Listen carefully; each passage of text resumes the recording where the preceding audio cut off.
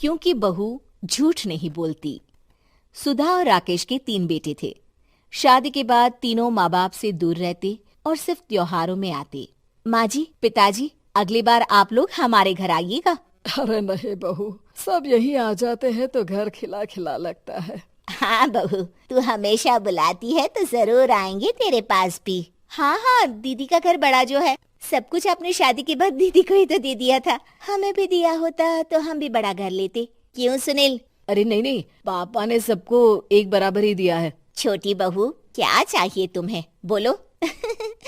वो आपके सोने की चेन वाली घड़ी है ना, वो अगर आप मुझे, तभी वहाँ मजली बहू भी आ जाती है। और मुझे ना आपका मंगलसूत्र, कितना लंबा, सुंदर और भारी भी है। अरे हाँ हाँ, तुम दोनों को ही दूंगी बहू, चिंता न करो। चलो अब खाना लगाओ, खाना खाया जाए। सभी मिलकर खाना खाते हैं कि पड़ोसन आ जाती है।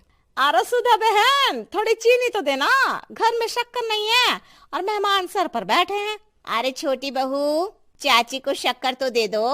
अरे मजली दीदी, आप दे दीजिए ना, मैं यहाँ कम आती हूँ तो मुझे पता ही नहीं है कि सासू माँ सारी चीजें कहाँ रखती है। और तुम, मैं कौन सा यहाँ रोज शक्कर फाँकने के लिए आती हूँ, मुझे भी नहीं है पता। तभी बड़ी बहू हाथ में चीनी की कटोरी लेकर आती है। चाची, शक्कर आप लोगों का बड़ा सहारा है माँ जी और पिताजी को, वरना हम लोग तो यहाँ रहते ही नहीं।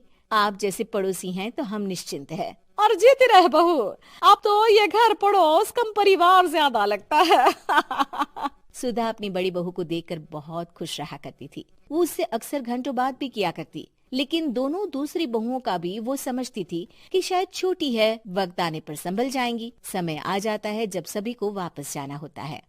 माँ जी, हम लोगों की फ्लाइट पहले है, हमें इजाजत दे। वो सास के गले लगकर चली जाती है। थोड़ी देर बाद छोटी बहू कहती है, माँ जी, मैं ना ये सोफे के कवर और चादरें ले जा रही हूँ, यहाँ तो ऐसी ही पड़ी रहेंगी। हाँ हाँ बहू, ले जा, और कुछ चाहिए तो बोल। और तो चाहिए बहुत कुछ, पर चलिए कोई बात नहीं, अगली बार ले जाऊंगी मैं। ऐसे ही मंजली बहू भी घर का बहुत सारा सामान ले जाती है। सभी के जाने के बाद सुधा राकेश से कहती है, घर कितना सूना लग रहा है ना। हाँ, और खाली भी। तुम्हारी दोनों बहुएं सब बटोर गई। अरे ठीक है ना, हम दोनों ही तो हैं, कितना सामान लगेगा, फिर उन लोगों की नई गृहस्थी, इतना मत सोचा करे। समय बीतता है। ऐसे ही हर साल त्योहारों में सुधा और राकेश के बच्चों की बहू आते और जाते वक्त ढेर सारा सामान पैक कर कर ले जाती। लेकिन कुछ ही सालों में सुधा का देहांत हो जाता है। पिताजी, आप यहाँ अकेले क्या करेंगे, हम लोगों के साथ चलिए। अरे नहीं नहीं बहू, इस घर में सुधा की यादें हैं, मैं उसे नहीं छोड़ सकता हूँ। अब तुम लोगों की माँ नहीं रही। देख लो, वैसे तो मैंने उसके जीते जी सब कुछ दे दिया है, लेकिन कुछ उसका पर्सनल कीमती सामान था जो ये है, ले लो। सामान में होती है एक घड़ी और एक मंगलसूत्र। माँ जी ने कहा था कि वो ये घड़ी मुझे देंगी। हाँ हाँ पिताजी, माँ ने सबके सामने ये घड़ी सरिता को देने के लिए कहा था। उठा लो सरिता माँ की घड़ी। अब क्या था, छोटी बहू फट से घड़ी उठा लेती है। और पिताजी, ये मंगलसूत्र तो माँ ने मुझे ही देने को कहा था, याद है ना। वो सभी की ओर इशारा करती है। तू भी ले ले ये हार बेटा, कोई बात नहीं। मंजली फटाक से हार उठा लेती है। ससुर बड़ी बहू की तरफ देखते हैं। तुझे क्या दूं बेटा?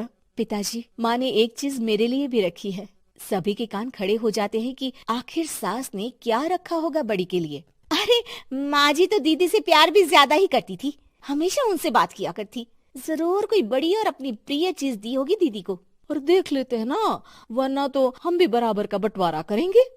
हाँ हाँ, कर लेना बंटवारा। लेकिन बड़ी बहू बताओ तो, सुधा ने क्या रखा है तुम्हारे लिए?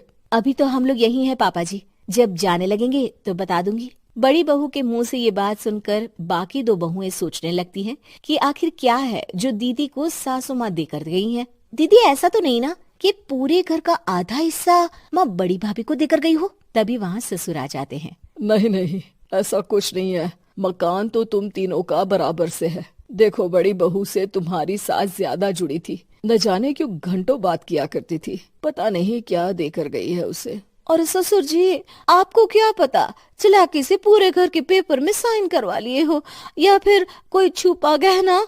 आखिर मकान पूरा तो आपने सासू माँ के नाम ही कर रखा था ना।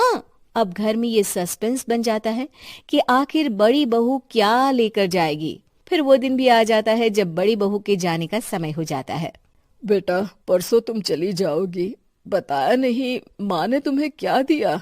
घड़ी और हार जो बेशकीमती था और तुम्हारी सास को सबसे ज्यादा प्रिय था, उसका तो बंटवारा भी हो चुका है। अब तुम्हारी बारी। हाँ पिताजी, आज मैं ये बात बताने ही वाली थी।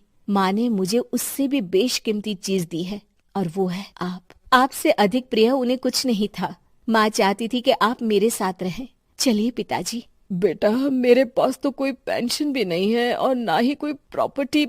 लेकिन आपके पास संस्कार है पिताजी, जो मेरे बच्चे आपसे लेंगे, तो आपको ले जाने पर स्वार्थ ही है मेरा। चलिए ना पापा। सभी के सामने पिताजी बड़ी बहू और बेटे के साथ उनके घर चले जाते हैं।